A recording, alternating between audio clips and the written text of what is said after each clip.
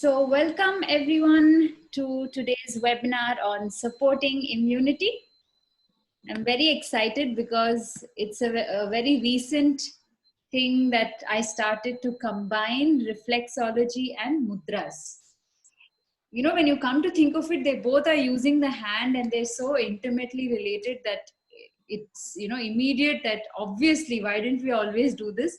But all this time I was always practicing reflexology separately and I was practicing mudras along with my yoga practice because mudras is a part of yoga usually. But then the more I practiced mudras, I realized the healing potential that it has. It has a very strong power to heal, and you can use it also therapeutically. So then I thought it should be part of our therapeutic process, the practices that we use to enhance our well-being instead of just a regular sadhana that we include in our yoga practice, which is just general. It is not targeting any particular disease or condition. So I thought, why not combine it with reflexology and make it a therapeutic value, benefit from its therapeutic value. So that's why I've included it along with reflexology. We'll keep video on Sana. Okay, sure. Yeah, in case anytime if the video is fluctuating, audio is fluctuating, it's a good idea to shut off the video so that you can hear and listen clearly, because sometimes it keeps going on and off. And when you switch off the camera, it helps for better streaming. Okay. When we do the practice, when we do the point location, that time you can switch it on so that I can see where you are pressing, and then it can be more interactive at that time. Okay, super. So if there are any questions in between, feel free to unmute yourself and ask, even if your camera is off, or you can type it in the chat in English or in Italian or in Hindi, any language, and then I will take the question and answer it. Okay, so what are we going to do today? We're going to explore mainly acupressure and reflexology. So what is acupressure? What is reflexology? Because many times we use these two words together, acupressure and reflexology. How does it work? How do these processes work to maintain health in the body? What are the benefits, particularly for immunity? So right now in this viral craze, there's a virus craze. Everyone is worried about COVID and everyone is worried about keeping immunity high. So how can we use these techniques specifically for immunity? What is the effect that it has on the body? What happens in the body really when we say that my immune system is functioning? What does it mean that an immune system is functioning? So we'll also understand the process of immunity very briefly. And then the reflexology point location. So I've selected a set of points, those points on the hands and on the foot. So we'll be doing both those locations of the points. Then we move on to what are mudras, how do mudras work, and 3 important mudras to boost immunity. And we'll then practice the mudras together at the end of the session. Okay, so let's begin.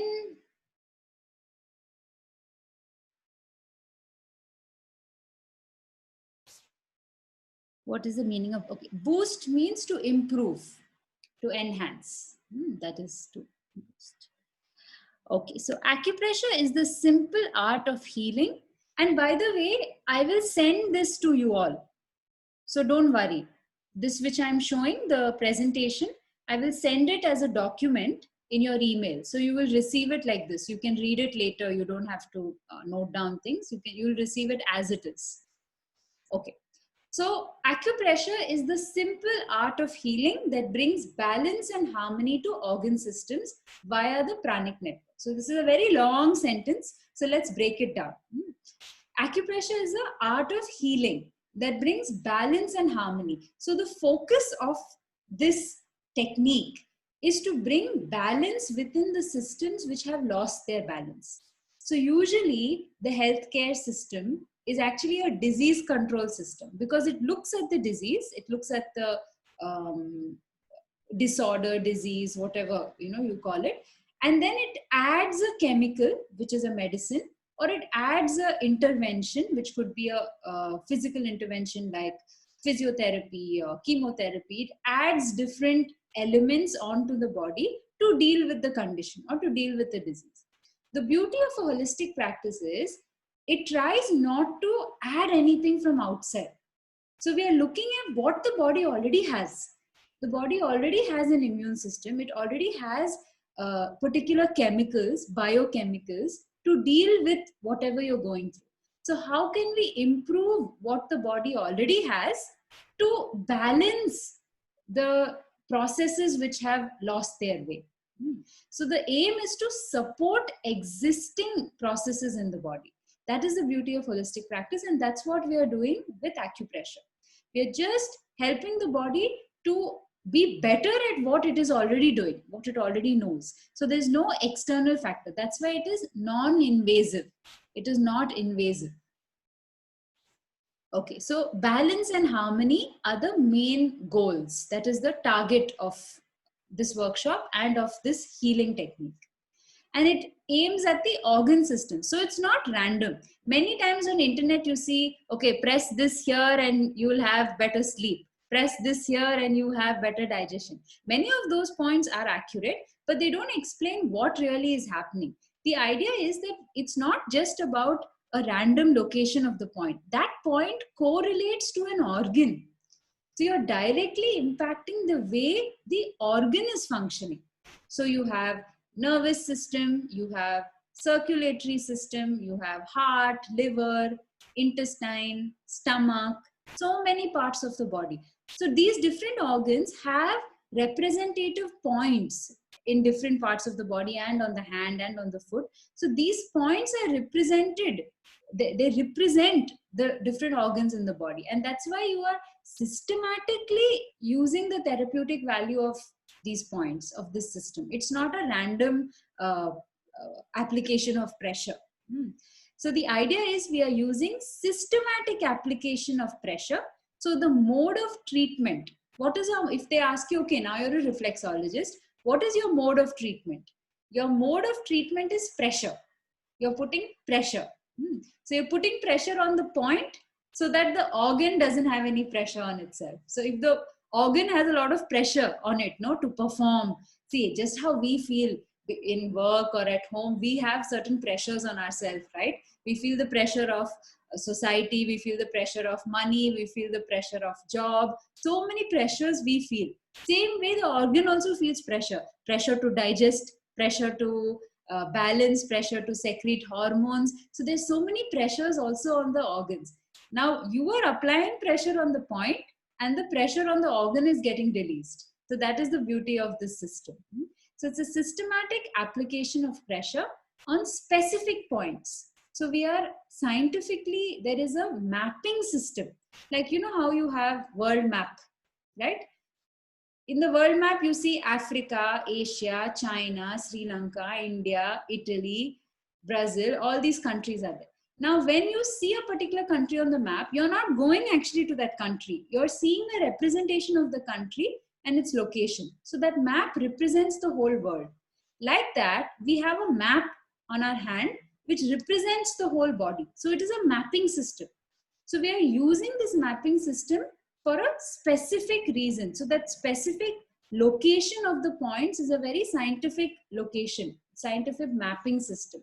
And we're using that to apply pressure, and that restores the balance or the optimal energy flow. So it's all about optimization.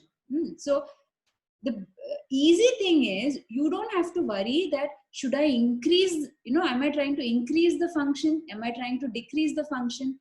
We don't have to worry about that, because the point is, for example, you have point for lungs or you have point for liver. You're just applying pressure on that point. You don't have to worry about increasing, decreasing.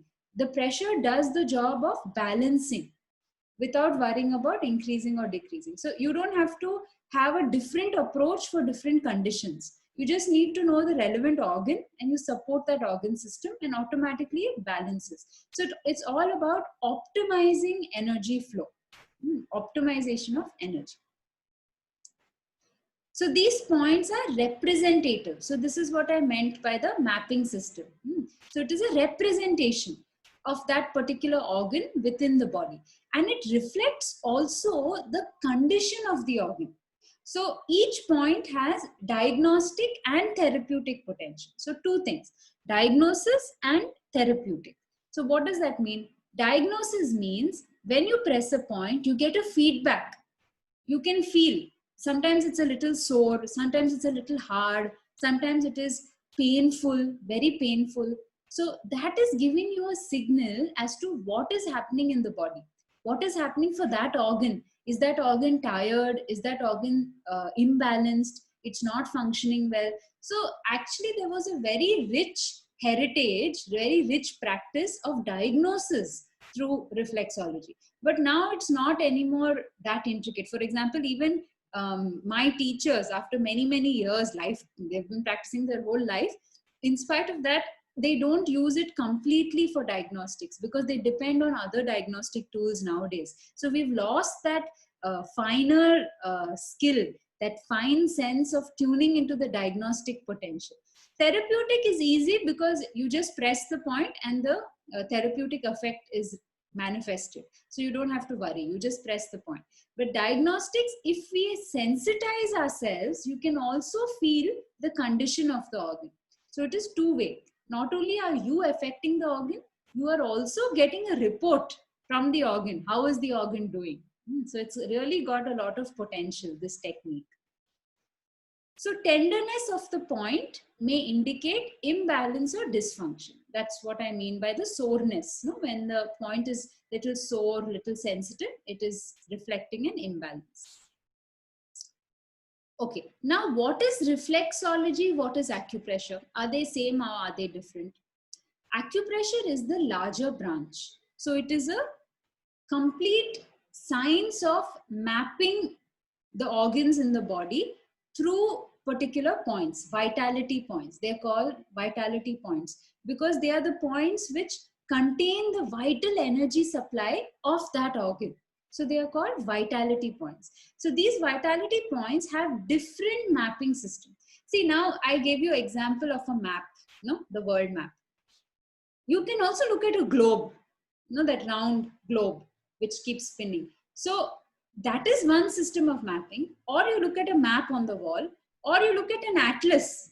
You have an atlas with different countries, right? You can look at an atlas, or you can look at Google Maps on your phone. So these are all different navigation systems of the same earth only, of the same world.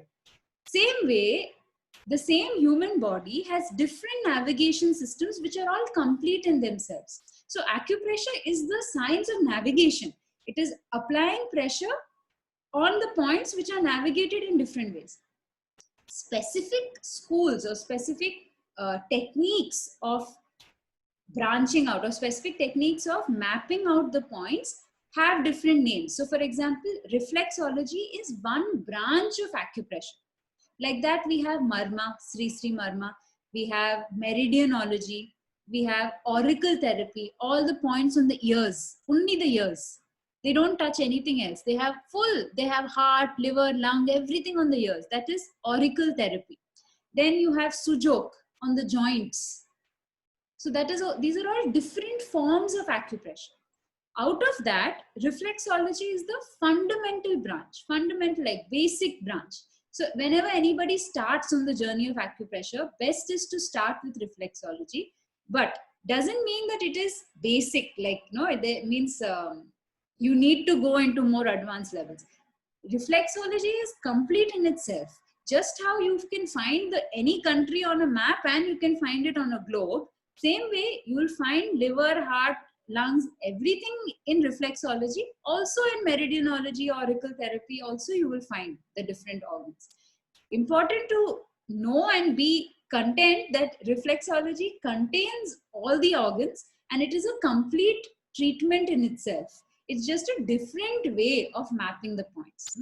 The reason that I teach reflexology like this online and often in workshops and all is because it has no negative side effects. So there are zero contraindications. That's what makes it safe for anyone to practice, even with no background in prana, energy, understanding where the point is, nothing. Anybody can, even children. I teach even children and teenagers how to practice reflexology because it's so safe. So extremely safe. So that fear is not there, that will I make a mistake, am I doing it right, am I doing it wrong? Nothing, nothing to worry about. So that's the beauty of this technique, that you don't have to be concerned at all about making mistakes, because it has no negative side. So reflexology is the fundamental branch of acupressure, simplest, most effective, and it's very good for self-treatment, self-help. So it includes 39 points in total. 39 points on the hand, 39 points on the feet. Total 39 points, out of which today we are only going to do some. I think we'll do maybe 10 or 12, so that just aiming at immunity, because our focus of today is immunity.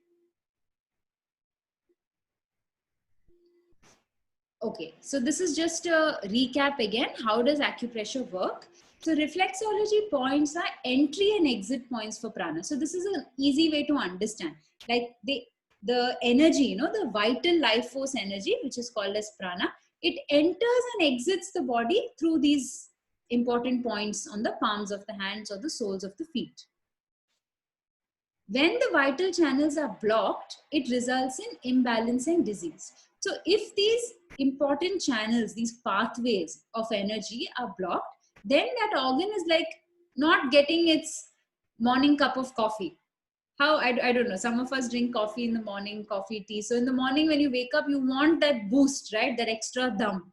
So if you don't get that cup of chai in the morning, or if you don't get your milkshake or juice, whatever you usually have in the morning, how you feel? Very drowsy, very sleepy. Even the organs feel like that when they don't have their ideal supply of prana.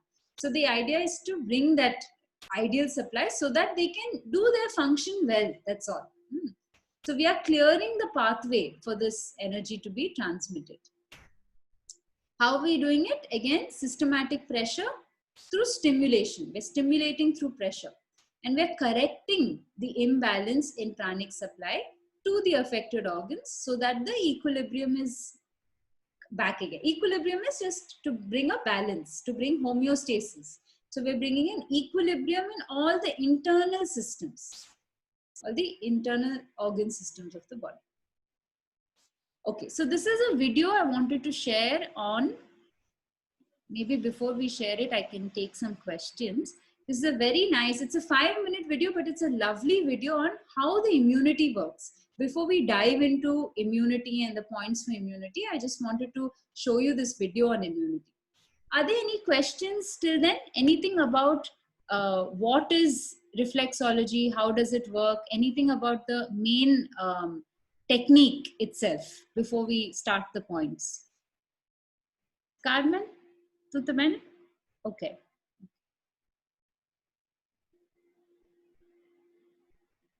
Okay, so Sandhya and Sushmita, I'm continuing. In case any question, you can leave it in the chat. Okay, so.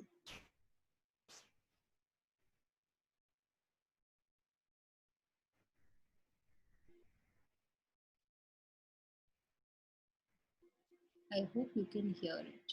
The audio is there, right? A mosquito lands on your arm, injects its... Are you all able to hear the audio? Okay, okay, good. Chemicals into your skin and begins to feed. You wouldn't even know it was there if not for the red lump that appears, accompanied by a telltale itch. It's a nuisance, but that bump is an important signal that you're protected by your immune system, your body's major safeguard against infection,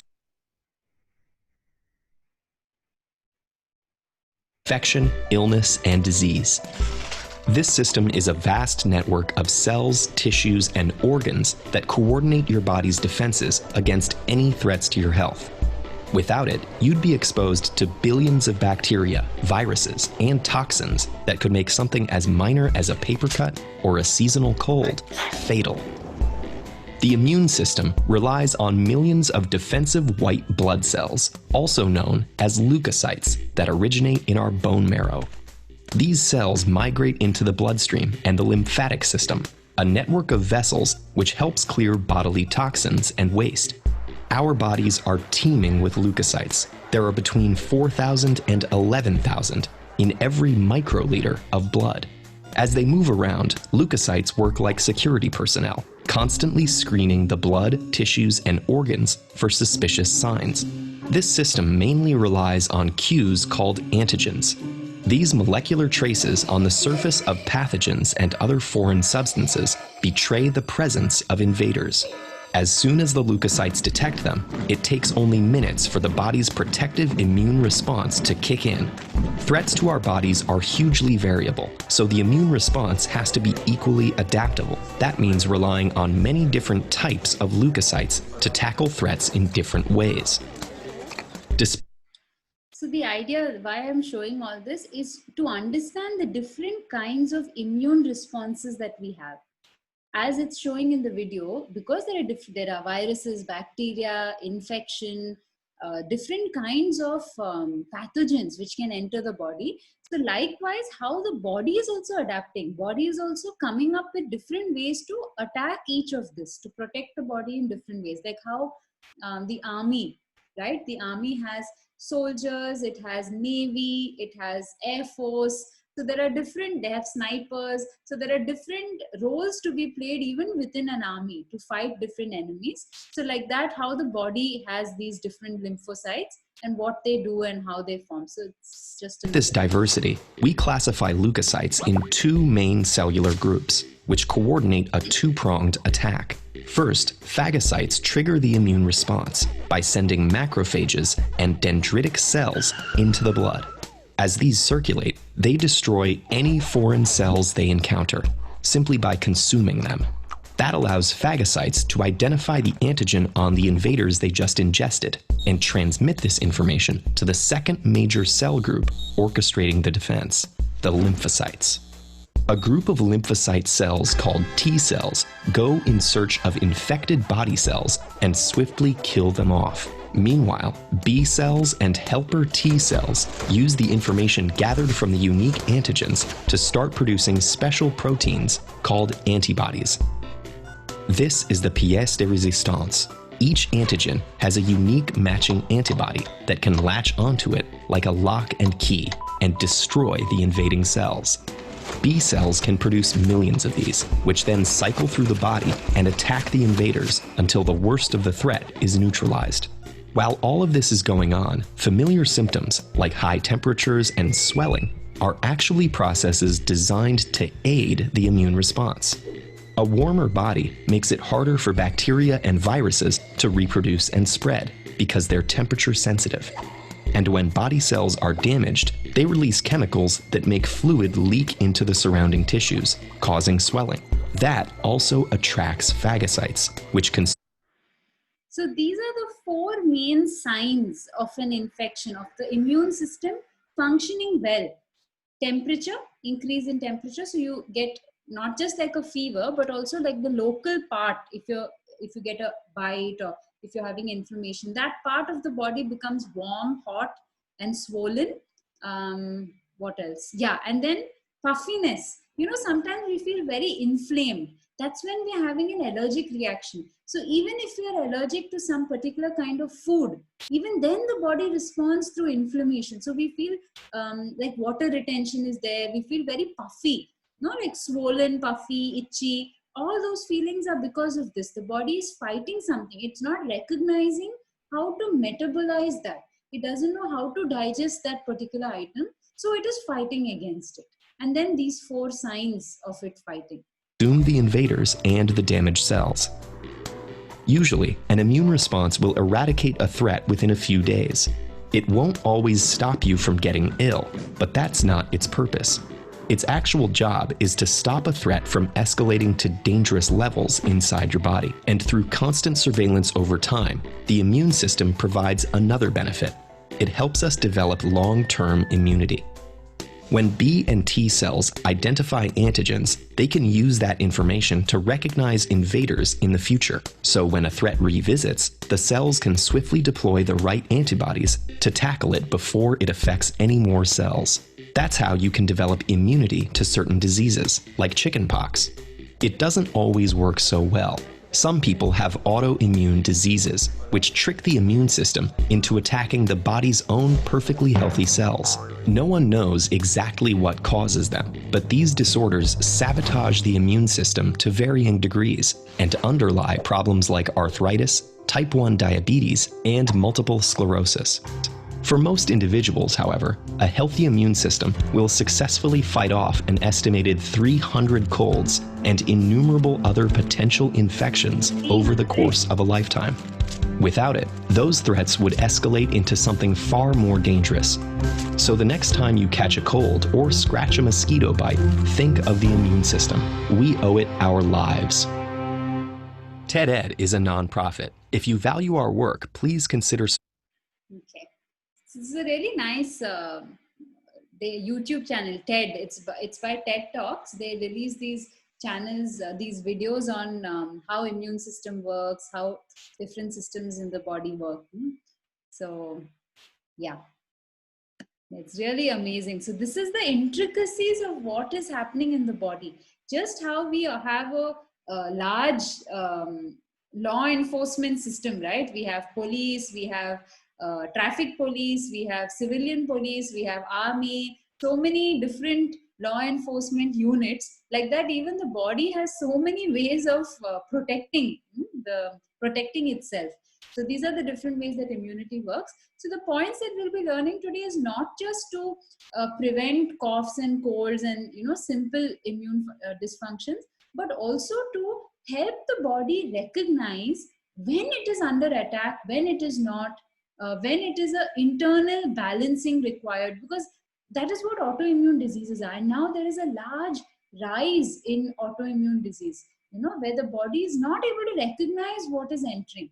And especially also allergies to different things, because it's not able to recognize and metabolize particles which enter through our food, through our breath, dust, etc. I was going to ask about autoimmune conditions. Yes. So autoimmune condition is nothing but autoimmunity. So the immune system, it's like self-attack. So it's called like friendly fire. When you play these team games, right? Like paintball and all these teenagers play these team games. In that, if you shoot a teammate, it's called friendly fire. That means you have fired someone in your own team. So that's what is happening in autoimmune disease. That's why they've given that name, because they don't know what is happening. Doctors don't know what is happening. Autoimmune means immune system is attacking itself. Means it's attacking, for example, arthritis. It's when immune system is attacking the bones in your body, your own joints. So it sees the bone cells and it starts attacking the bone cells, causing inflammation. So it's not able to recognize which is its own and which is foreign. So the idea is to strengthen the immune system's intelligence, because it's an intelligent system, not just it's not just fighting. No, it's not just a physical activity of fighting. It is also an action of intelligently recognizing and having a harmonious function. So that is the aim. Okay, so Reporting it on selected points. So the following points which I have selected is a very lovely set of points which are aimed at supporting immune system detoxification, because when the toxins are low, then the prana is high.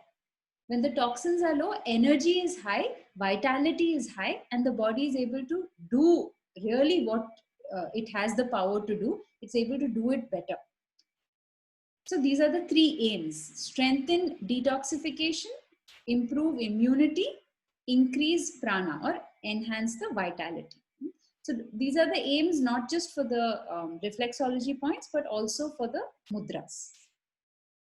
Every point that we do, it can be pressed with firm, even pressure. That means not circulation, not alternating, like what's it called, like thumping pressure. No, it's not press release. It's not like that. It's firm and steady pressure. We keep at a same pressure we maintain for 15 seconds.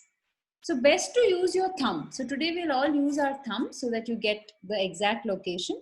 If you have some tools at home, you may use them later on.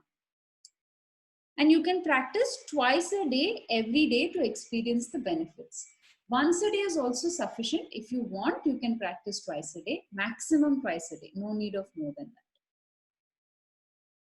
that. Okay, so let's begin with our points. So you can choose a hand. Let's start with the right hand. Most of the points are common to both hands. Only point 23 and 37 are unique. So when we reach that point, I will let you know. So you may be wondering, what is this strange numbering system that it's so random? It starts with 3 and then 4 and then 10 numbers are missing and then suddenly it's 16. So the reason is I've given the original serial numbers according to the 39 pointing system, point system of reflexology. So originally there are 39 points, 1 to 39. So that's why the numbers are like that. So later, if you end up learning all the points, or if you buy maybe a reflexology book, then you can refer back to the points which you have learned, because this is the standard number on the 39 number scale. Okay, so let's begin with pituitary. I'll keep enlarging the screen so that you can see, so that you can see the finger properly. So pituitary gland is very unique because it is the center of the spiral. So look at your thumb, you have a spiral, right? That is your thumbprint. So look at the spiral on your thumb. And center of the spiral is that point. I'm going to put a sticker on mine here. So it may not be centrally aligned. Sometimes it may look like this. For you, it may look like this. You have to look for your spiral. You see a circle like that, center of the circle. Okay. How do you apply pressure? Take your opposite hand. Okay, I'm showing in the right hand, sorry. Yeah, this is my right hand. Okay. So take your left hand fingers, wrap it around the thumb. So you hold like this. Too much sunlight. Yeah, right. And then you apply pressure with the thumb like this. And you have to press it hard. Yeah, so you press and hold. Press and hold for 15 seconds.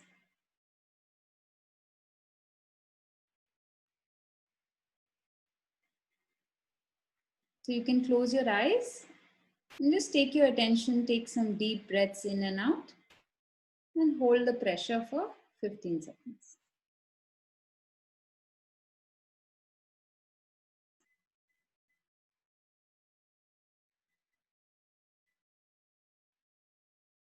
And relax. So this was pituitary gland. So the same location has two organs, pituitary gland and pineal gland. Two glands. Pituitary gland is here, just in between the eyebrows, but in the center of the head. That means, let's say somewhere here. So where, if I draw a line from the center of my head and from the center of my eyebrows, it will meet at a point. That point is the pituitary gland, and just a bit behind pituitary gland is pineal gland. Why is this gland so important? Because all the hormones, your whole hormone system is regulated by your pituitary gland. So hormones play a very important role in maintaining the biochemical levels in your body, metabolism, biochemical levels. This is all playing an important role for your immunity. So that's why it's the first point for immunity. So you have your pituitary and pineal. Pineal gland helps in regeneration. So all the cells, they get tired, no? How you sleep at night, when you sleep, you rest, you're regenerating your battery, you're recharging your battery. Like that, pineal gland releases a hormone which recharges every cell in the body. So it's very important to keep the energy high and keep the cells young. Otherwise, your cells are, 50, 60, 70 years old, but your age is only 20, 30. But the cells have become old because they're being used so much. So pineal gland keeps the cells young.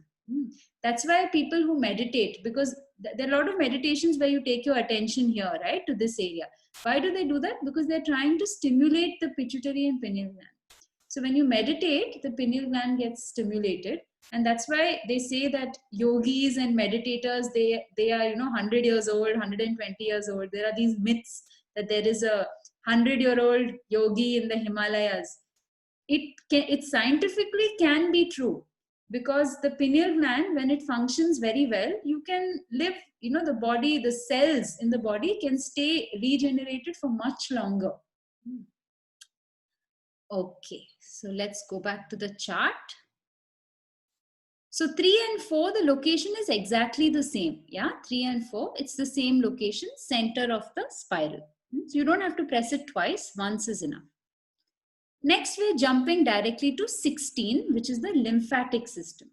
As we saw in the video, lymphatic, very important to remove all the infection, bacteria, all the dead cells. After the phagocytes eat, after they eat the infection and bacteria, they also have to be thrown out of the body because they have eaten the infection. So those cells are now become the waste cells. So it has to be thrown out, like detox of the body. So most important detoxification system is your lymphatic system. Now, where is the lymphatic system? It's on the wrist, here shown in the picture. 3 fingers below the wrist. So I'll show it now. So if this is your, this light is so bright. Yeah. So on the wrist, center of the wrist, exactly center, 3 fingers. So you put 3 fingers, your fingers. If you are doing for your mother, sister, father, friend, you use their fingers. Okay, so whoever's hand you're using, whoever's hand you're treating, their 3 fingers you have to put. Now, 3rd finger, that is the point. How do you find the point? You will feel 2 bones. Can you feel these 2 bones? They're actually tendons, 2 bony structures. It's like this, 2 lines like this. Can you feel it? Yeah? Yeah. So in between those lines, see, when I press, you can see it on my hand. Do you see these lines? In between these lines. So it looks like this. Okay, 3 fingers height, and I'm putting my thumb inside those 2 bony structures. And you press and hold. 15 seconds. So let me draw with a pen how it looks. So the bones go like this. One is here and one is here, like this. So you have to feel them. If you put your finger, you can feel 2 bones, and in between you press like that. Yeah. Were you able to find it? Both the bones? Yeah. Okay, good. So this is your lymphatics. Next we have point 23. So point 23 is unique to your right hand because it's liver. Liver is very big organ only on the right side of the body. So it's only on the right hand. 3, 4, 16, 26, 20, all other points are on both hands. Okay. Only this liver is on right hand. Why are we including liver? Because liver is the biggest detox factory in your body. It's removing all the heavy toxins, big toxins, you know. That's why alcohol affects liver, because alcohol is considered a toxin for the body and it's getting filtered by the liver. So liver is removing all the heavy, very, very heavy toxins from your body. So it requires maximum prana. You know, when there is this Kirlian photography, I forgot the name. They take a picture of your aura. What does that mean? It just means the electromagnetic waves which are coming out of your body, because each organ has a huge supply of electromagnetic energy, right? Because it is doing so much function, it's digesting so many things. So it's emitting some energy. And this camera is designed to capture that. So when they would take, this photography of different people, they found that the biggest aura, the biggest shape comes around the liver, because it maximum activity is going on there, and it needs a lot of energy. It needs a lot of prana. So for a healthy person, healthy body function, you definitely need to support the liver. Otherwise, without that, not only the prana is low, but the filtration system is very poor. So there'll be a lot of toxins in the blood. So we're reducing directly the toxins of the blood by applying pressure on the liver. How do we do liver? This is the right hand. Little finger. Can you see the knuckle? There's a knuckle, right? See this knuckle? Last knuckle. So feel the front of the knuckle. It's a round bone. Below that bone. Okay?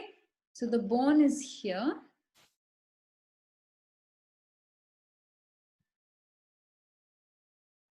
See, the bone is like this, round bone. Below the bone, you'll feel slight pain here. You should feel.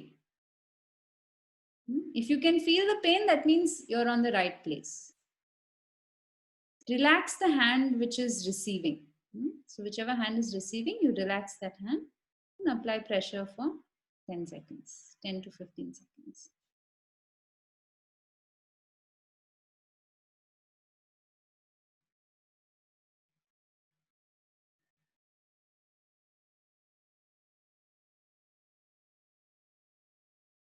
And relax. Just another, see, can you see this line which is in between the ring finger and little finger?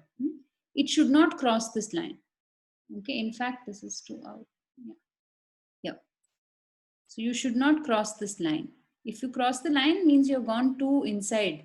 It should be here on the outer side. So this is 23, liver. 26, kidney. So liver, kidney and lungs. These are the three main filtration sites of the body. So they support detoxification the most. So we really need detoxification to be high in order to support immunity. So that's why we've included these 3 points. Now, how do you find this point? Very unique. So you put one finger here and then you roll your hand, close your hand. Okay. So we're closing the hand. Where the middle finger touches the palm, this is your 26. So how did I find it? I put my finger, made a loose fist. You make a loose fist. And where the middle finger touched my palm, that is the 26. So you apply pressure like this. So I'm showing like this, but ideally when you do, you should face your palm to yourself and apply like this. This is easier. Instead of like that, you apply like this. So you're looking at the palm and you're applying pressure like that.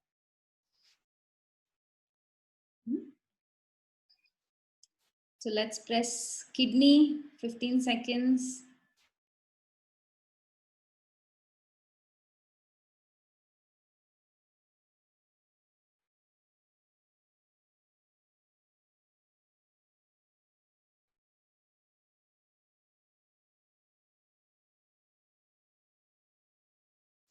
And relax.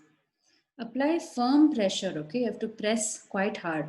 If you're not able to press like this, bring your hand down. Put your hand down, like on your lap, like this. And use your shoulder. See, I'm using my shoulder. Use your shoulder to put the pressure, like that. Okay? Then you can put more pressure. You're using your body weight to put the pressure. So that you can press hard. So this is 26. 26 is not as painful as 23. Usually, unless you have like kidney problem. Usually for everyone, 23 is little painful because nobody has a happy liver. Everyone's liver is very sad, very imbalanced because we sleep so late. We eat lot of fatty food, we eat, our normal lifestyle itself is very harmful for the liver. That's why liver is always painful. but kidney may not be as painful as the liver. Okay, next is adrenal. Point number 28, adrenal gland. So where is adrenal gland? You have to make peace sign. So it brings peace to your body. So you make a peace sign like this. And in between these two knuckles. So can you see this gap here? In between the index finger and middle finger. Drag the finger down. This is the point. So you can feel like a V shape in between these bones. There are two bones, right? These two knuckles. In the front, you can feel the bones, round bones like this. Same how you had this bone. No? So same like that, you find two bones.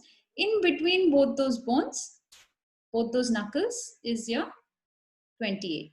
Again, relax the hand. When you apply pressure, relax the hand. So 15 seconds.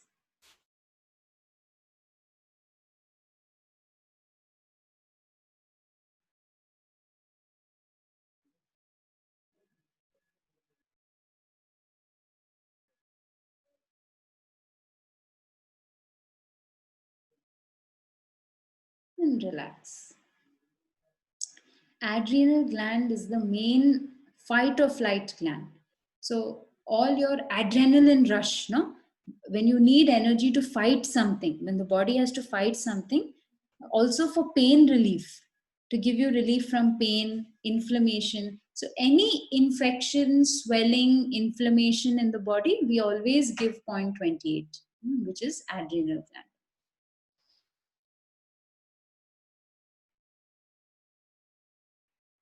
Okay. Next is point 29, solar plexus. Very easy, exactly in the center of the hand. 29, solar plexus. So why is it in the center of the hand? Because it is in the center of our body. Our solar plexus is here, exactly in the center of the body, just above the stomach, below the chest. So this is the point of solar plexus. So because it is in the center of the body, it is also in the center of the hand. Exactly center of the hand.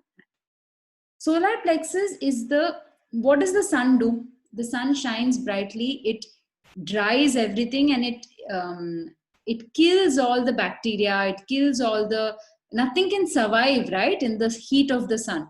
So the heat of the sun is very cleansing. So that's why it's very important for our immunity, because it heats up the body and it improves your metabolism. So it's like the fire element in the body, which is very essential to fight infection and to keep the immunity high. So it's like your own personal sun. So it keeps you bright, it keeps you warm, all the qualities of the sun. It gives you energy for activity. So it is the element of activity. So it prepares the body for mobilization. It helps you to move, it helps you to be active, to keep the mind sharp, alert. So these all qualities are given by a solar plexus, and it helps to support the rest of the organs, especially liver, because liver is right here near the solar plexus. Liver, kidneys, stomach, intestines, any weight issues, overweight. If you're overweight, obese, this point is very good. 0.29, because it helps to strengthen the metabolism, improve the digestion as well. So let's apply pressure together.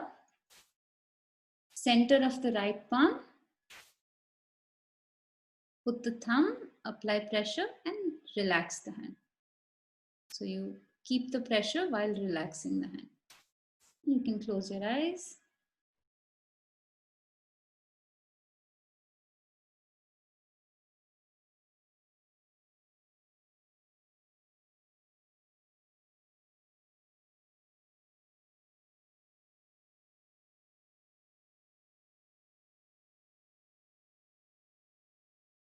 And relax.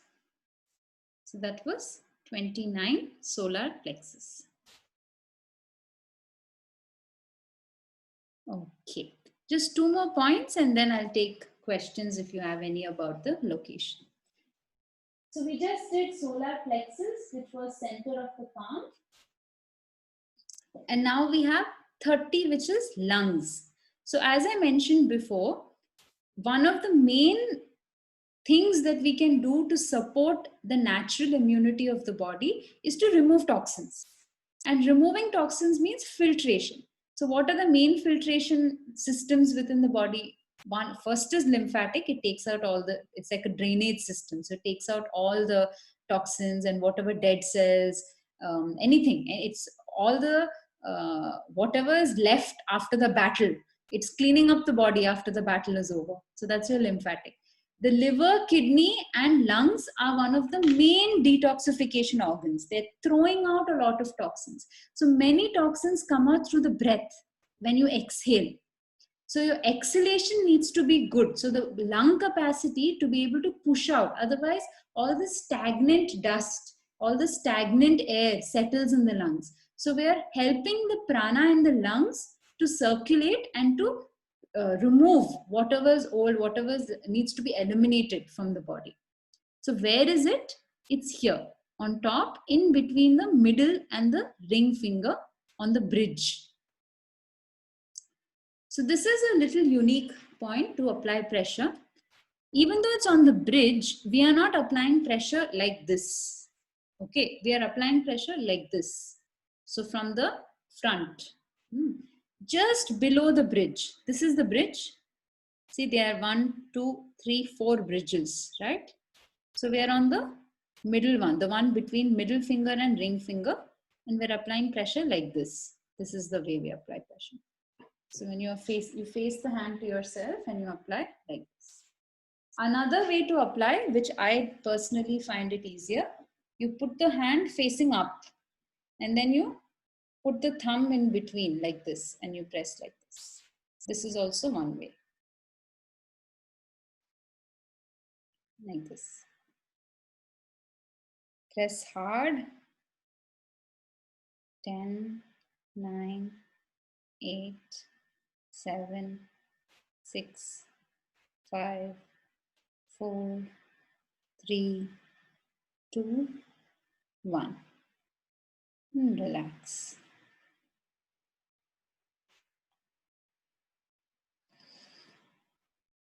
Could you feel slight soreness here? Slight painfulness here?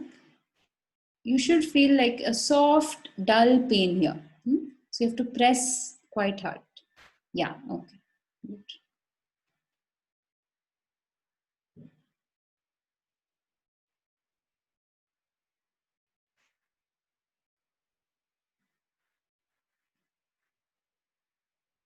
Yes, the second method is easier to get a grip. That's why it's better.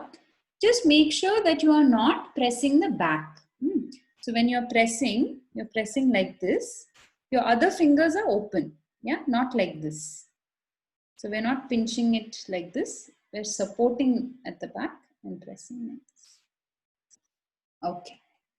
So now we have paranasal sinus, point number 39. Tips of all the fingers, every finger. So these points, the approach is from the top. Till now we had a forward approach, means we are doing the palm. So pressure is like this, perpendicular to the palm. Okay. These points, the approach is different. It's from the top. So I'm pressing down like this on all the tips. So top to down pressure. I'm putting pressure like this. Okay.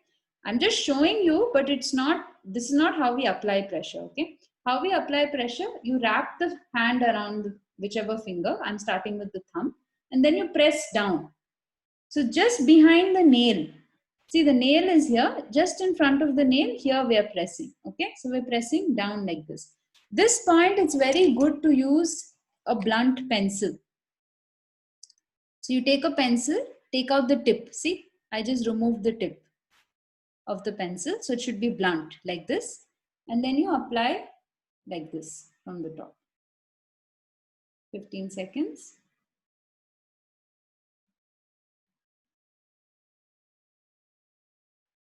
Next finger. So be careful. Don't press like this. Okay. Don't do like this because it will slip. So you hold it near like this.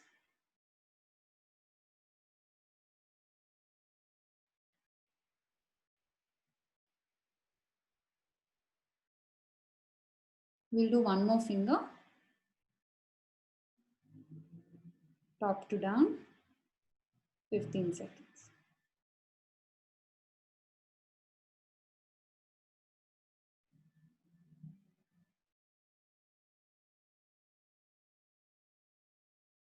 And relax. Can you see the small dent?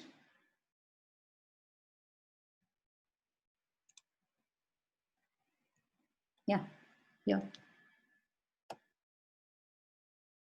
Yeah. So just in front of the nail, just in front of the nail, that's the location. This point is very good, especially now during the COVID time, because it is protecting your upper respiratory. So your nose, eyes, ears, mouth. It's the protective immunity for this full area. So it's very good during this time. The minute you start feeling something is itching in the nose, something is itching in the throat, eyes are itchy, the minute you start feeling this, you just do this. 15 seconds, all the fingers, and you can do it up to 3 times a day. So 15 seconds, up to 3 times a day. If you have migraine attack, or you have very bad headache, you can do it every 2 hours also. Not all the points, only this point number 39. It can be done every 2 to 3 hours when you have any pain in this area. Any pain in this area. So head, eyes, back of the head, nose, sinus, mouth, teeth pain, tooth pain, ear pain, anything, any nerves, because these are all nerves. Any facial nerves, any cranial nerves, anything from the clavicle. So this is the collarbone, right? So above the collarbone, anything above the clavicle, we use point number 39. Along with immunity points, it's a solid protection of this whole tract, because these are all entry points. No? All are open, mouth, ear, nose, eyes, so anything can come in. So it is helping to coat that, to protect that. So point number 16, let me show again. Point number 16, which is lymphatic, along with 39, is really good as a protective system. That's why it's good in this immune system. Okay, one last point, which is point 37, only on the left hand. Oh, I forgot to write it here. So I didn't add it in this list. I will add it before I send you this document. So point 37 is spleen. Spleen is very important because it produces some of the blood cells which help to fight. So it produces your platelets which help to clot the blood. When you get a cut, all the blood starts clotting, no? So the clotting process, also to filter the red blood cells. The red blood cells which end like they're done their job and they need to be filtered out. That filtration is also done by your spleen. So spleen does a lot of things even for your fighting system. For the main lymphocyte system also, it is participating a lot. So spleen is actually the heart of your immune system. So 37 and 16 always go together. So 37 is spleen and it's only on the left hand. And point 23 is liver, only on the right hand. Everything else is both hands, right and left, both. Now just have a look at 37 and then I'll show you. See, 29, center of the hand. 26 and 37 form like a triangle. And 37 is in line with this, the bridge between the little finger and ring finger. In this bridge, we have 37. Okay, now how do we find it? I'll show you on the big screen. Yeah. So we are on the left hand. Okay. Now, left hand, small finger. First start here. You put 2 fingers here. Okay. So this is the second finger. Now from here, we're going to do a L shape. Okay. So from here, from 2 fingers, second finger, L shape, and that is your 37. So this is the protocol they give to find 37. It's a little strange. It's not like the other points, as clear as the other points, but it's very easy. 2 points and then L shape. So there's your 37. So 29 is here. So it's just below 29. And it's in line with this center, with this bridge. So let's put pressure on 37.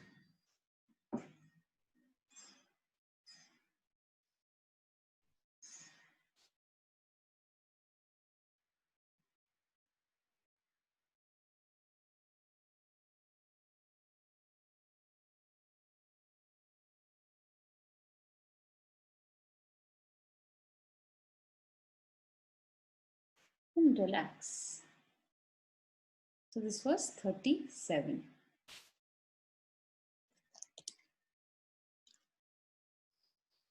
Okay, we'll do a revision of all the points again once. Any doubts with the location so far? Any points which you could not feel anything? Could not feel any difference in the palm? I'll put the picture so that you can see it.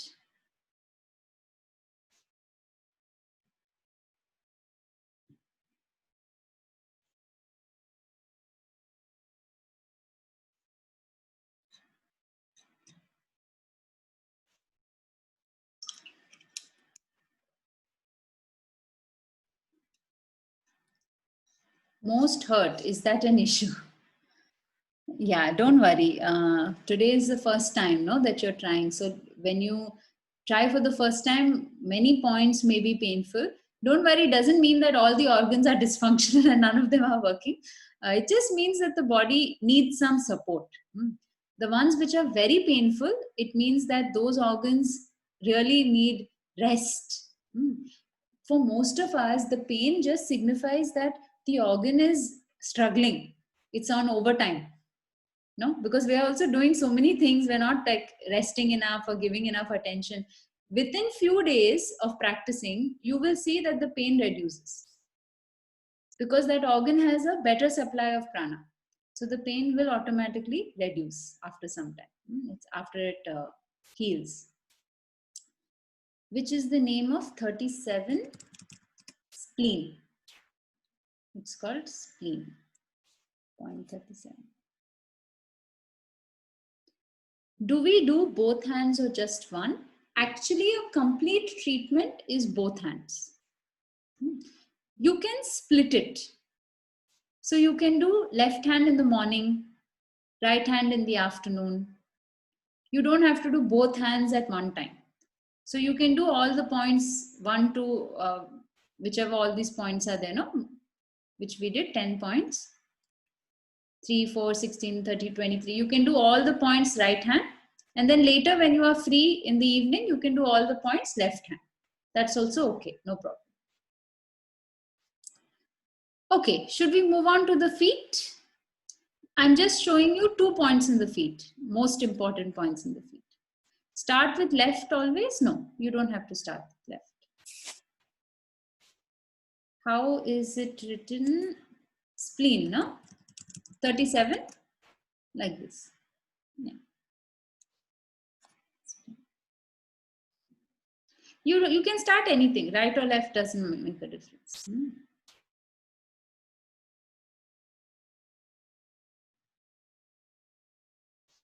Okay, so feet. 2 very important points on the feet, kidney and lymph. Because these immediately have an effect on circulation, immediately revive. Especially point 16, you will find it all over the internet. If you type acupressure for immunity, definitely one of the points you find is this. It's the most popular point for immunity. Very, very important point. Kidney, this point, I'll tell you a secret about it. Not only is it good for immunity, circulation, it also revives the body when you lose consciousness. So if you faint, if you have low BP and you get dizzy and you just fall, epilepsy, if you get an epileptic attack and you faint, any kind of losing consciousness, losing awareness, immediately 0.26 on both the feet will revive the person. Immediately they come back. Yeah. So immediately could mean 1 to 5 minutes, but continuously you may press this point, 0.26 on the foot.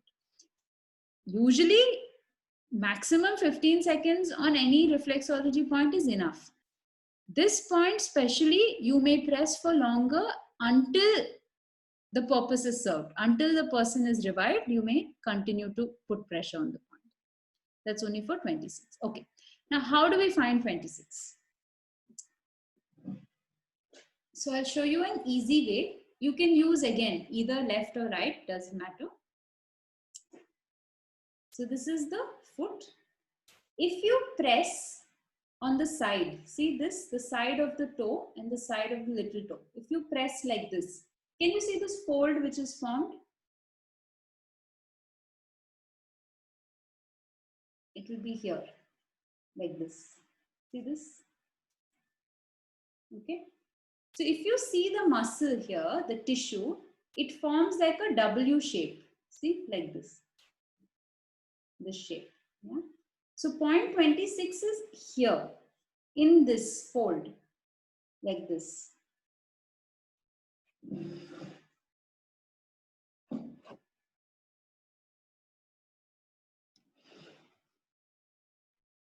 Yeah. So it's here. So it goes up like this. See, this is the shape of the foot. So the point is here. So again, if you're not able to find it, you press like this. And then you can feel this fold. You see this fold. So just in that, so see, we are not only pressing in, okay? We are pressing and pushing up. The pressure is like this. So we're pressing in and slightly pulling it up, pushing it up. So press and push like this. Usually it's painful, this point. So press and push like this. This is your 26 in the foot. So I'll show on the other foot also. Again, you press like this, you feel the curve. So this is the point. So you press and push like this. Again, 15 seconds.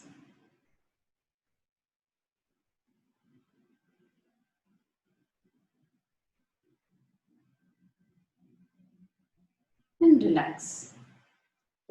Here, left arm up. This is the point. Okay, so that was 26 on the foot. Now we are doing 16, lymph. So just note, this is the inner side of the foot. So where the toe is, big toe. Okay, so the inner side, fifth finger above the ankle bone. Inner side of the leg.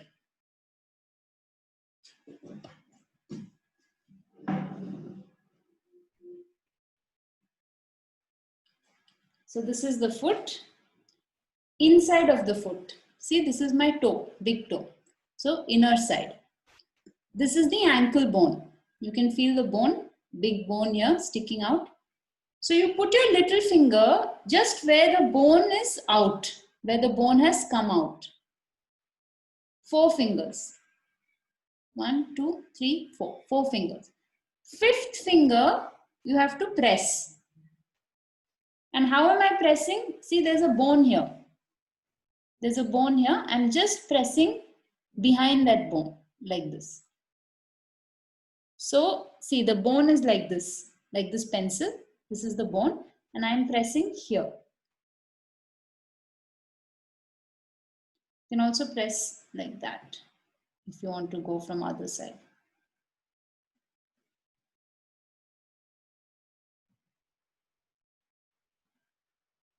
In the foot, you have to press more pressure than the hand, because the skin is thicker on the foot. So you have to press hard here.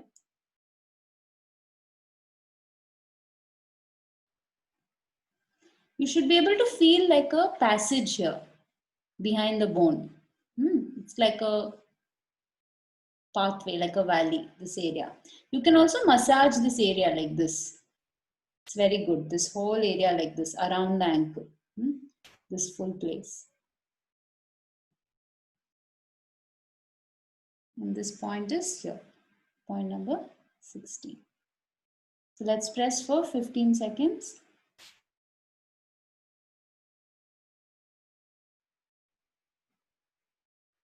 And relax.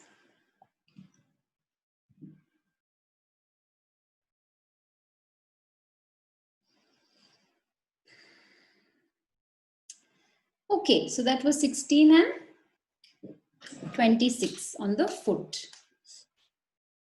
Any doubts with the feet points?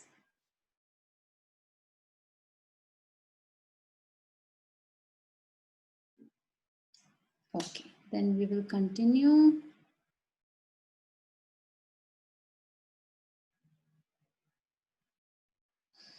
Okay, so we'll start mudras, then maybe in the end we can do a revision again. Or should we quickly do it now maybe? We can quickly do one revision now. Okay, we'll quickly do all the points continuously, hand points, just for a revision. Okay, so till now if you did right hand, now we go to left hand. We'll do on the left hand, all the points again. So I'll keep the chart open. Okay, so we start with pituitary and pineal gland, center of the spiral. Where is my sticker gone? Center of the spiral on the thumb. So this is the thumb, wrap the fingers around the thumb and press the center of the spiral 15 seconds.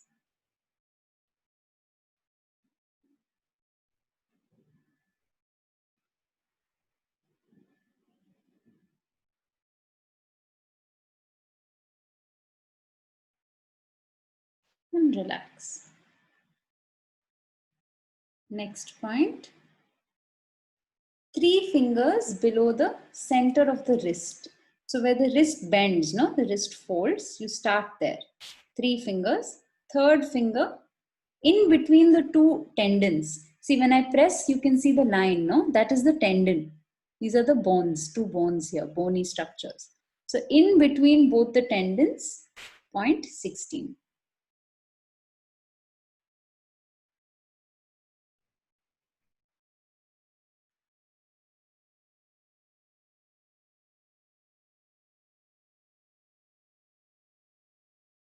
And relax. This is your lymphatic system, lymph system.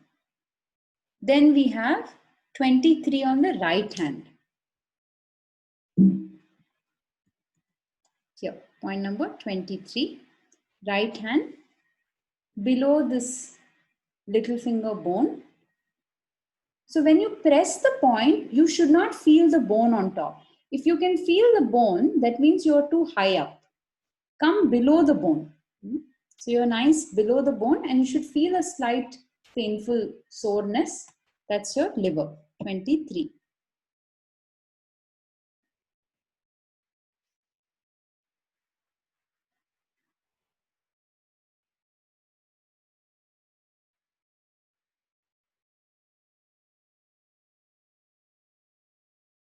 And relax.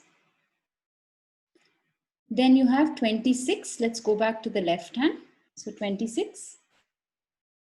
Put one finger, make a loose fist where the middle finger touches your hand. That's point 26. So it's usually on the edge of the thumb. So this is my 26. Kidney. Apply pressure, relax the left hand. 1, 2, 3, 4, 5, 6, 7, 8, 9, 10, 11, 12, 13, 14, 15. And relax. 26, kidney. Now 28, adrenal. Peace sign in between index finger and middle finger. There's a bridge. Let's start at the bridge and we drag the thumb down. So we drag the thumb down in this gap, which is in between these two fingers in the gap, and we apply pressure there. Apply, relax the hand and apply pressure.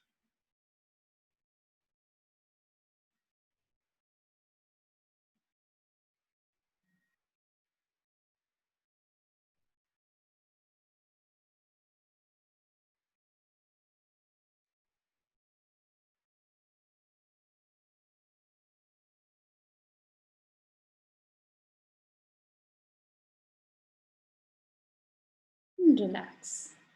So that was your 28 adrenal gland. Then 29 solar plexus, exactly the center of the palm. Let's apply pressure, center of the palm. 2, 3, 4, 5, 6, 7, 8, 9, 10, 11, 12, 13, 14, 15. And relax. Point 30, lungs, in between ring finger and middle finger, bridge. On the bridge, just below the bridge. We're not on the bridge, just below the bridge. Apply pressure. Best way to do it is like this.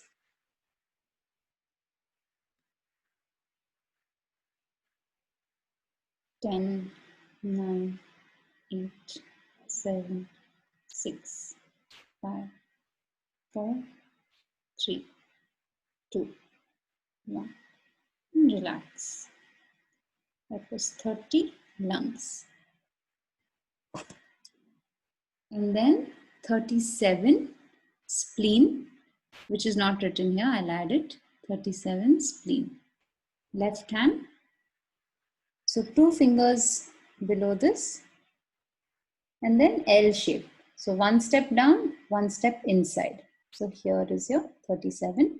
It is diagonally below 29. So if 29 is here, center, just 1 step diagonally below, in line with the bridge, the small finger bridge. So here, this is your 37 spleen on the left hand only.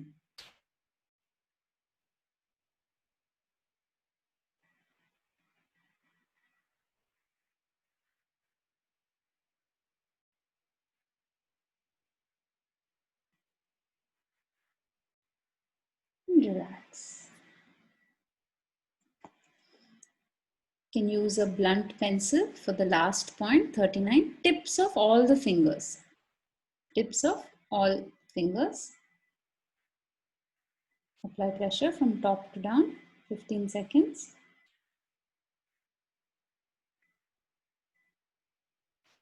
Just in front of the nail. Center of the tip.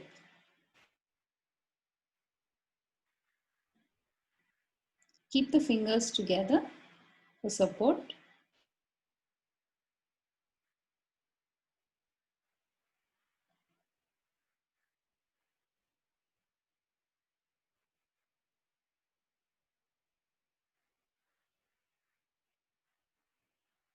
So tips of all the fingers. This much pressure should put that it leaves a mark like this. Point number 39, sinus, paranasal sinus, this whole area.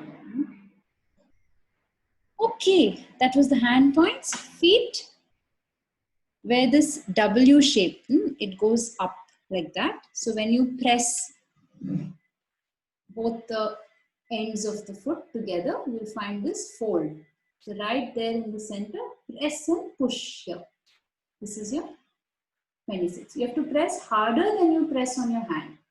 Good solid pressure. That's your 26. And length, 5th finger from the ankle. Inside of the foot, ankle bone. Start with your little finger where the bone starts. 4 fingers. 5th finger, you press. 10, 9, 8, 7, 6, 5, 4, 3, 2, 1, 2, 3, 4, 5. That is 60.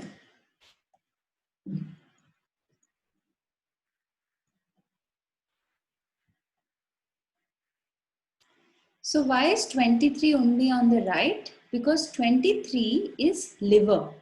Liver is a fegato. Fegato, see? Fegato. Liver is only on the right side. It's very big like this. So it's like this, maybe this much. This is the liver. So it doesn't really reach the left side of the body. So mainly it is on right side. And spleen, why is spleen only on left hand? Because it is here. Only one small piece on the left side. So that's why it's on left. Okay, it's time for mudras.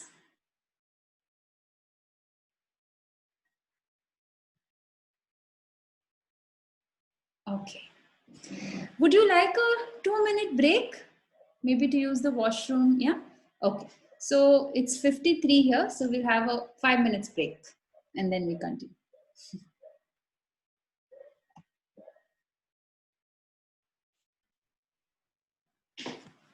Okay, so now we're going to do the second part, very exciting part to those of you who have already done reflexology. This is the new part of the syllabus. So mudras are a very important part of yogic practice.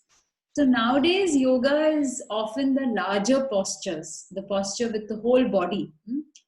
You can think of mudras as smaller postures, just postures with the hands, which have equally profound effect on the body. See, for example, when we do an asana, for example, you have Pavan Muktasana.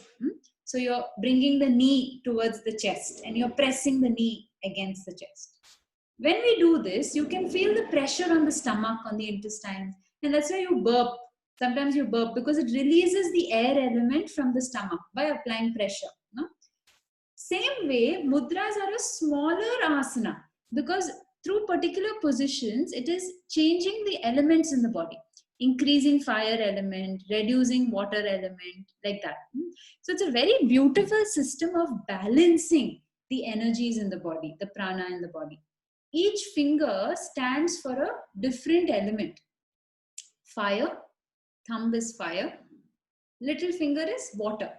That's why we say, Pippi, I want to go to the bathroom. We always do this. I don't know actually why we do that, but it is connected to water element. So this is actually the water element. This is fire.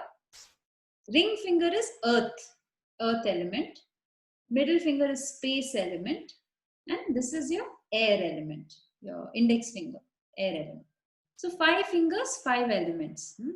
And different position. Usually any finger which touches the thumb, it is like balancing that element, purifying that element, because fire is the master purifier. It is the main element which balances and purifies. So any time you touch any other finger to the thumb, you're actually balancing that element. If you bring any finger to the base of the thumb, to the root, you bring the finger to the root of the thumb, you are reducing that element. You're reducing that element.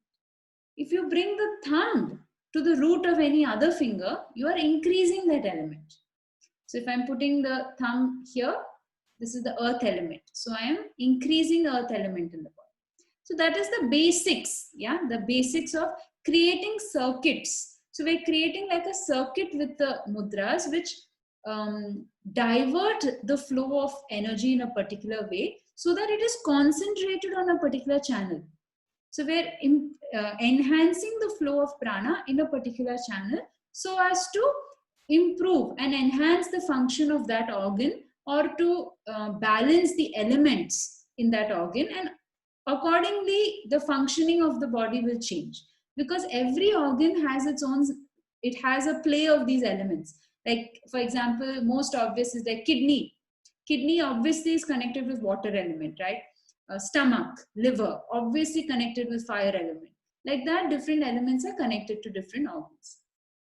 So they work on principles which are very similar to reflexology, which is that a lot of the entry and exit points for this prana flow, for this energy, vital life force energy, is in the hands. So that is why these hands are so sensitive, and they're so, they can really take us into a deeper dimension of the body, of how the body functions. Okay, so each finger represents one of the 5 elements within us and within nature. So it is the same element which are around us, no? So it is like a bridge which is connecting our body to the environment, to nature around us. So each of the following mudras can be practiced when needed. So this is the thing about mudras. Even though they're so simple and subtle, they're very, very powerful. So they need not be practiced every day. Only when needed. Some mudras can be practiced every day, no problem at all. Especially the mudras which we are doing today are very heaty. They increase the fire element in the body. So they're not suggested to be done every day. Only do it when you need it. So when you're getting cold, cough, when you're feeling that your immunity is low, when infections are coming, that is when you use this element, use these mudras. So 5 to 15 minutes per day with deep breathing. If you know Ujjayi breath, you can also do Ujjayi breathing along with it. Okay, so let's begin. So we will do these 3 mudras followed by Nadi Shodhan Pranayam. Nadi Shodhan Pranayam is, Nadi means the energy channel. So that vital life force energy needs a pathway, right? We were talking just about balancing the pathways of the organs and all. So from the finger, for example, this is the heart point. From here, there is a connection to the heart. This is the road where the energy is flowing. So we are avoiding the traffic jam. When there is traffic jam, then the energy is not going well. So we're clearing out the pathway, right?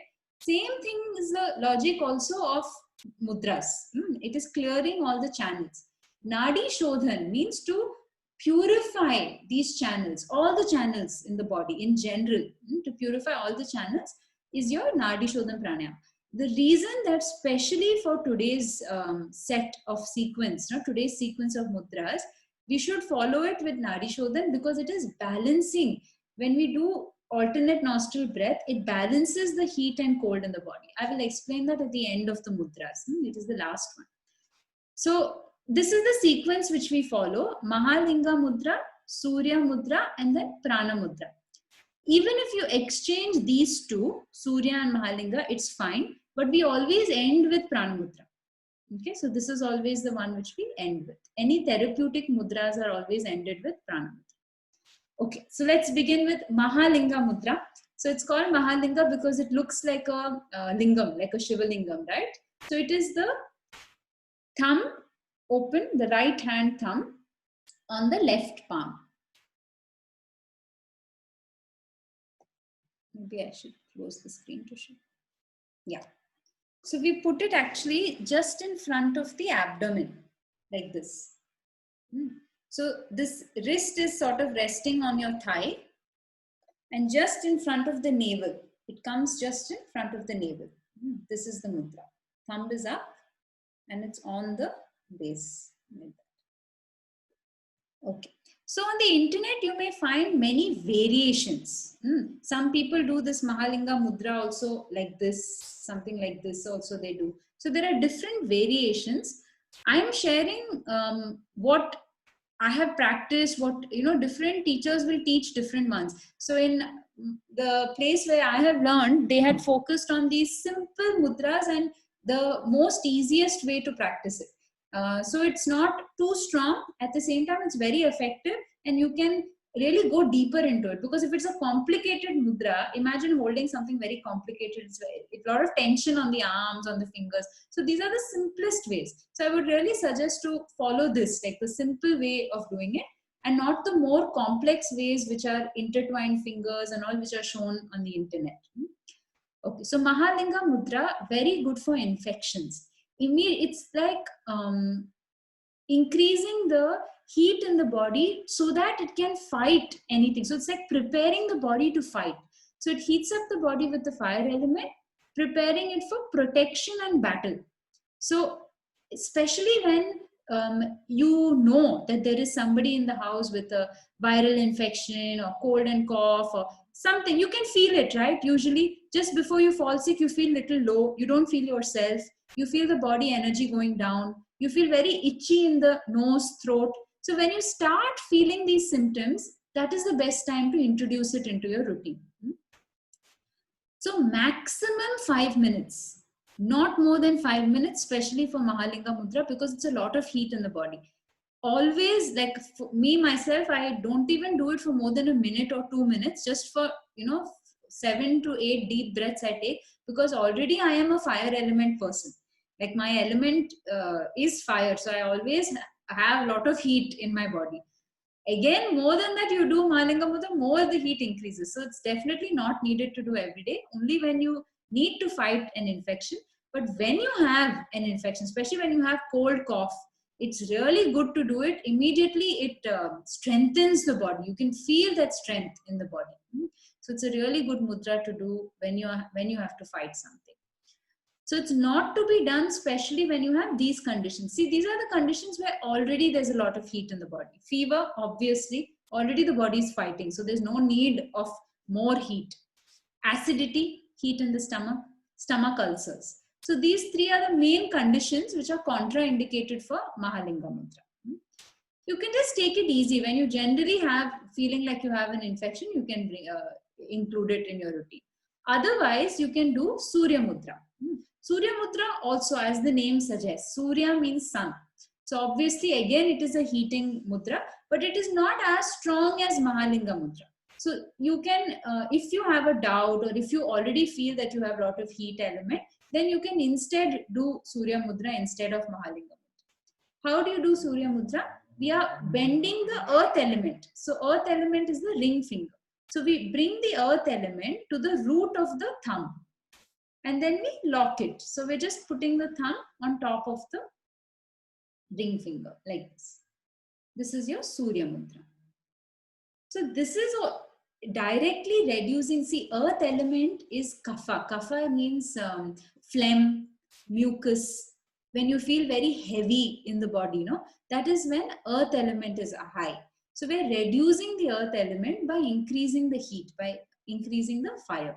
So it also, this one improves metabolism. So it's good when your digestion is very weak. When you're not able to digest food well, absorb food well, it helps to improve your metabolism. Pitta or fire element is directly related to eyesight. So stronger the metabolic fire, stronger the fire in the body, better your eyesight, brighter the eyes, sharper the eyes. So you can also use it to strengthen the eyes. The Surya Mudra is very good also for that. If you already have a tendency, there are some people who have, most out of 365 days in a year, 300 days they have cold, cough, sneezing, always sneezing, runny nose. Those people have high earth element, high water element.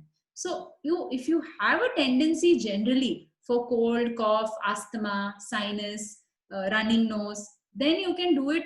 Actually, you can do it every day. You can do it as often as possible because you already have that tendency. So it really helps to balance that in the body. So any regular asthma attack, sinus, running nose, cold cough, tuberculosis, all of this we use the Surya Mudra. Now, best results is when you combine these two. So 5 minutes each. So you start with Mahalinga Mudra 5 minutes, Surya Mudra 5 minutes, and end with Prana Mudra. For Prana Mudra, you can do like 15 minutes aram se you can do. So you can just sit in Prana Mudra and relax without having to worry about time. Yeah. So best results when combined with Linga Mudra for 5 minutes each in succession. Okay. Finally, we have our Prana Mudra. So we end with the Prana Mudra. It is thumb to little finger and ring finger like this. So we're balancing the earth and water element. So it's a very balancing mudra. So it's not reducing, increasing, it's just balancing the energy in the body, especially when already, a lot of deficiencies. Vitamin D, we have so many, especially vegetarians have many deficiencies. So if you're very low on vitamins, minerals, if your body is generally like not very absorptive to nutrition, it's a very good mudra to balance the deficiencies, also to improve immunity. So it improves your overall immunity and it supports whichever part of the body is needed to fight any condition, any disease, any infection. So it supports the other mudras against your infection. That's why it is together, this sequence. Because this sequence is, the prana mudra is also supporting these two and balancing out these two. So it supports other mudras against diseases and infection, removes impurities in the blood. So it's your main, it's helping your detox process. Helping your detox process, enhancing your energy. It's a, as the name suggests, prana mudra, it is an enhancement of your prana. So immediately it is balancing your vitality. Especially when I travel a lot, I use this mudra because the fatigue of travel, of adjusting to a new place, it takes a lot of up and down. No? Your energy goes up and down. It really balances, it brings such an equilibrium. You feel so composed inside when you use this mudra. And you can also practice it on its own. One way is to follow Linga and Surya mudra with prana mudra. And one way you just do only prana mudra also for 10 minutes whenever you feel the need. That is also okay. It strengthens upper body prana flow. So it is the prana flow. Prana mudra is the prana vayu which is functioning in this area. So it is your thoracic area, little bit of upper abdomen, neck, face. So it is the upper body. That is your respiratory organs. All your respiratory organs are here, right? Your lungs, your respiratory tract, nose, sinuses. So it's very good for this. Like right now, the main threat with COVID and with all these viruses is the upper respiratory system. So that's why I particularly chose this, because the sequence is very good for upper respiratory conditions. So it's very good to protect the body against any conditions which attack the lungs, the pulmonary system, your throat, your nose, these tracts, because these tracts have a covering of mucus. So they are very prone to water and earth imbalances. So it's very good to introduce the fire element for them to keep them strong.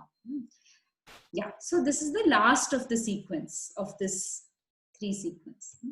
Okay, so now we will practice it with our eyes closed. So let's look at it again. And yeah, enlarge the screen. So first we will do Linga Mudra. I'll show you the mudras all once and then we'll practice with our eyes closed. So we put it in front of the abdomen, just in front of the navel, and thumb open. So this is the first one, Linga Mudra. Left hand down, right hand thumb up. Then we'll directly go into the second one, like this. So the ring finger comes to the root of the thumb and the thumb closes over and we keep it on the thigh like this. You can keep it like this on the thigh. This is the Surya Mudra. And then we end with Prana Mudra. So Prana Mudra is touching the thumb with ring finger and little finger. So these are the 3 mudras we'll do. I will see the time, so you don't have to worry. I'll see the time and we'll do 2 minutes each of the first 2. And then we'll do for longer, 5 to 10 minutes of the last one. And then in the end, we do Nadi Shodhan Pranayama. So in Nadi Shodhan Pranayama, we do this Nasaka Mudra on the face. So index and ring finger in between the eyebrows. Yeah. Thumb over the right nostril, ring finger over the left nostril. So what we do, alternate nostrils we breathe. So first we breathe in both. Then we close the right, say I'm closing it, and then breathing out through the left.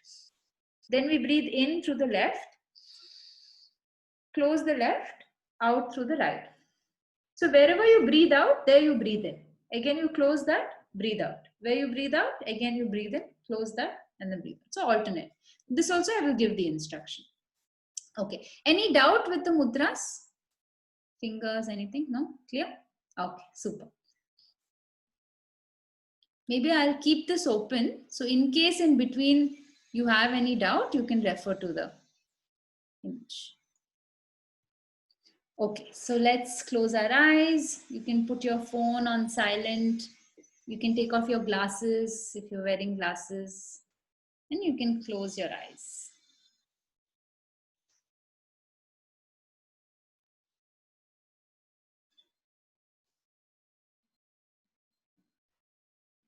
Let's just take a few minutes to come back to the body. Keep the attention with the body.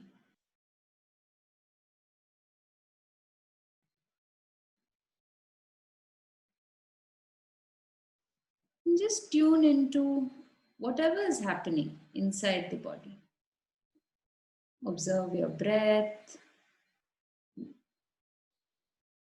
Observe the temperature of your body.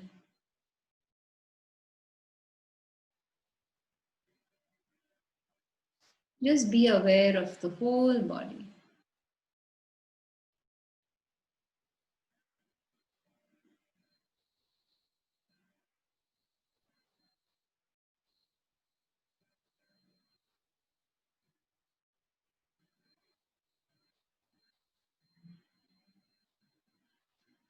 Let's begin with the first mudra, the Mahalinga mudra. Left hand down, right hand on top, 4 fingers closed and the thumb is open. The thumb is open to the sky. Let's take long, deep breaths in and out.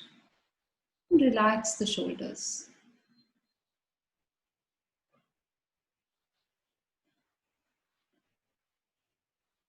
Iniziamo con Mahalinga mudra. Pollici destra verso l'alto.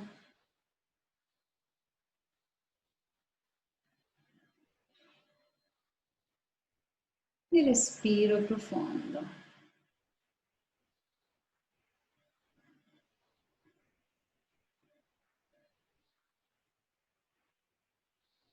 Just remember not to keep the fingers too tight. Relax the hands. Relax the shoulders. Rilassa le spalle, le braccia.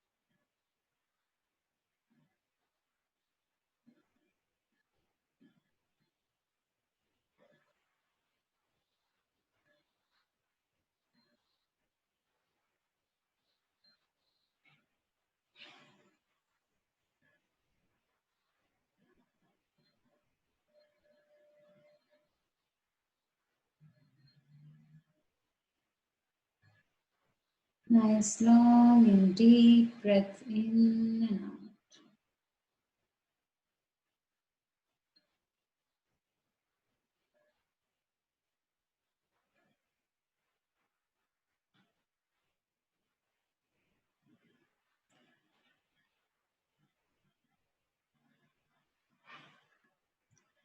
You can slowly relax. And get into the second mudra, Surya mudra. Ring finger to the base of the thumb, root of the thumb. And simply place the thumb on top of the ring finger. The other 3 fingers are open. Tocca l'anulare con radice del pollice. E lascia il pollice sopra l'anulare. Le altre 3 dita si aprono.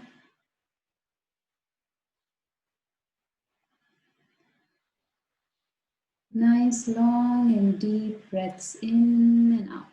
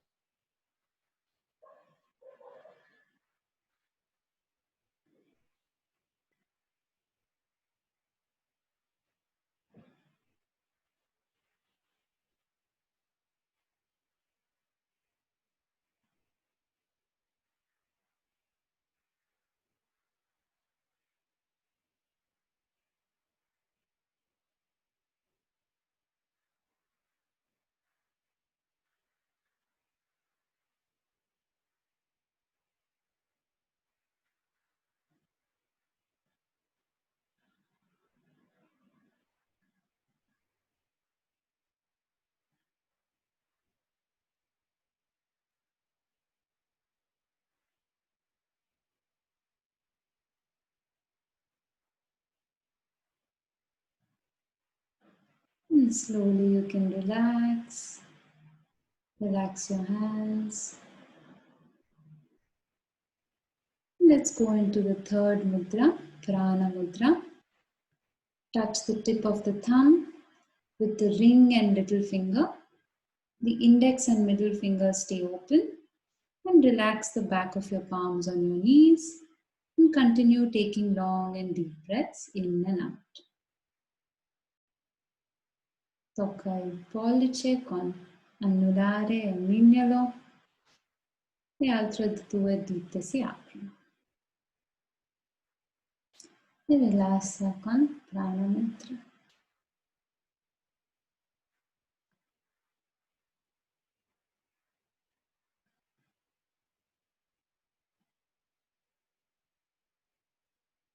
And feel the difference in the body now. The different effect the Prana Mudra has in comparison to the first two. Just observe the body. And keep taking long and deep breaths in and out.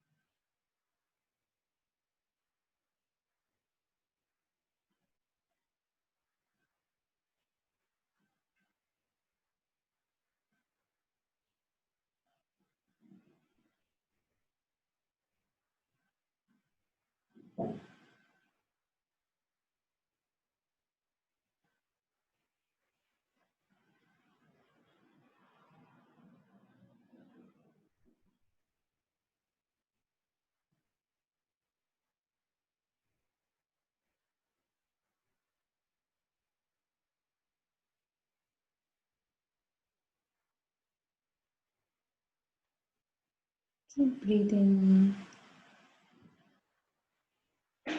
Deep, long breaths. Keep the shoulders relaxed, arms relaxed.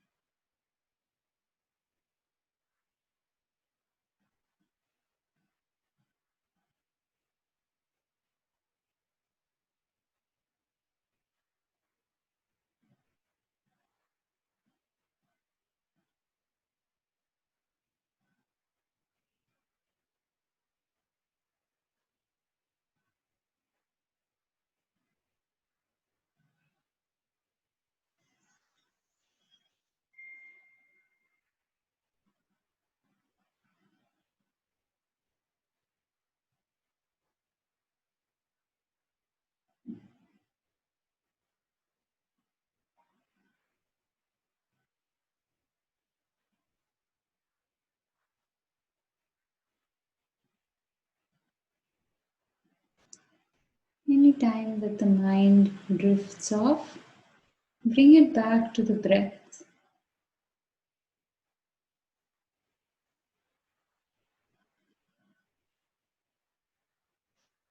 Porta l'attenzione sul respiro.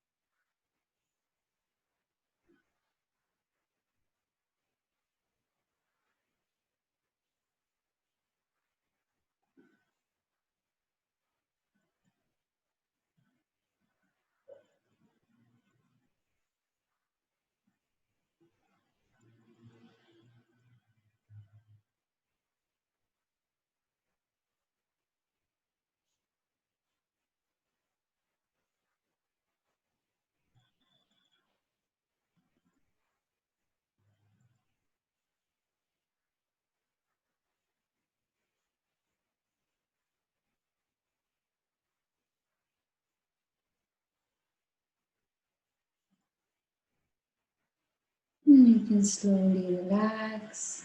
Relax the fingers.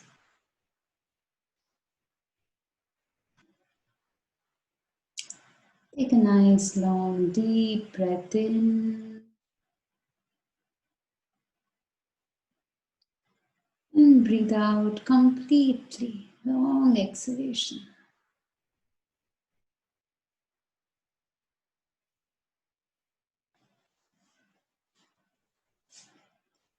We'll do 7 rounds of Nadi Shodhan Pranayama. So we bring middle and index finger in between the eyebrows. The left hand in Chin Mudra, which is touching the thumb to the index finger on the left hand. Right hand on the face. Breathe in both nostrils. Close the right. Breathe out through the left. Breathe in left. Breathe out right. Breathe in right. Close the right. Out left. In left.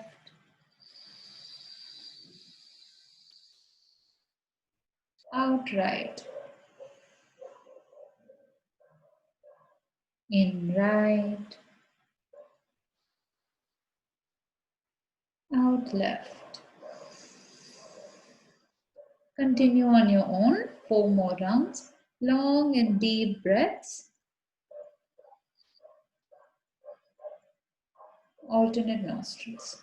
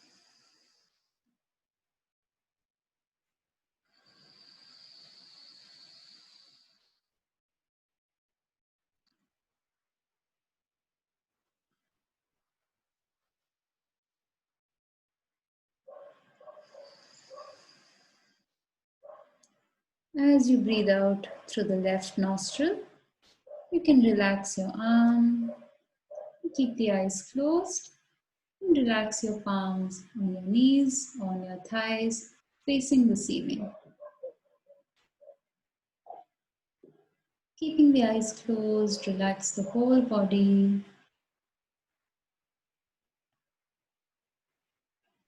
Relax the face, the eyes, forehead. Relax the eyebrows.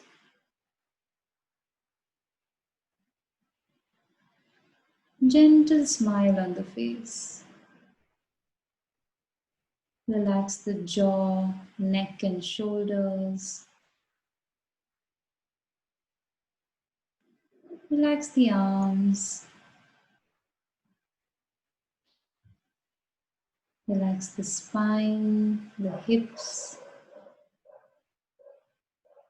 the sacrum, the legs. Relax the whole body.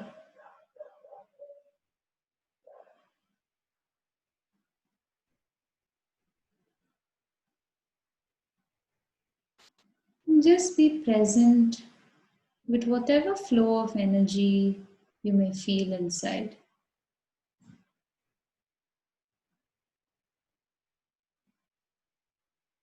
There are different expressions of vitality, of prana. Just tune into anything, whatever the body is expressing to you.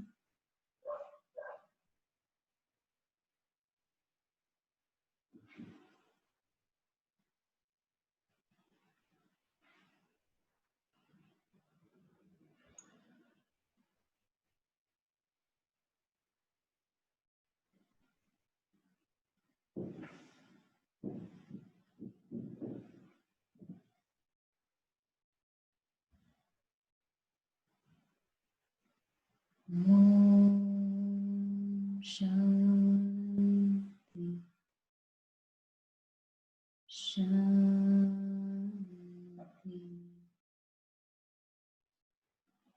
Shanti.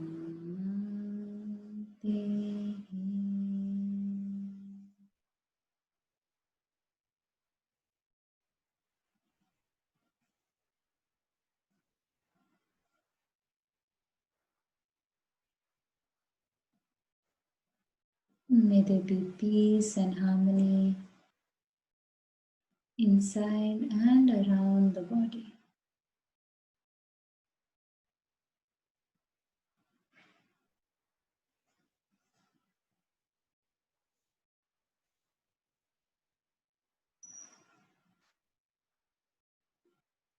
Have a nice deep breath in and breathe out with a big smile.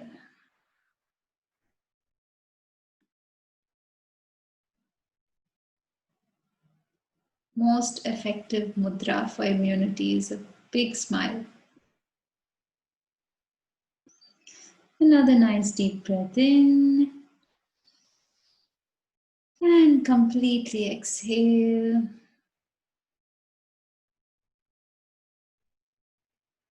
And slowly, whenever you feel ready, you may slowly open your eyes.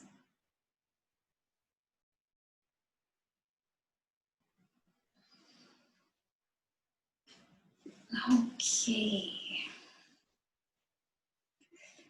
Thank you. Thank you very much. I hope you understood all the mudras and points and you enjoyed today's webinar. So you can apply these points every day. The reflexology points you can do every day, no issue. Mudras also can be done, just observe how you feel. If you feel very hot, if you get like boils and sweating, that means already there's a lot of fire in the body. So just use them in moderation. And yeah, I think that's it. I will share my email. It's not here. So thank you for giving healing a hand. That is the name of these series. So there are 3 more. There is one on digestion, one on hormones, and one for children called Brain Power. It's a webinar for children where I teach reflexology for 10 to 16-year-olds. So not really children, children and teens. So these are the 3 webinars which are coming for July. And this is the in-depth training. So there's a 4-day in-depth training where I teach the entire complete set of hand and foot reflexology points. So most welcome to join any of these and hope to see you all there.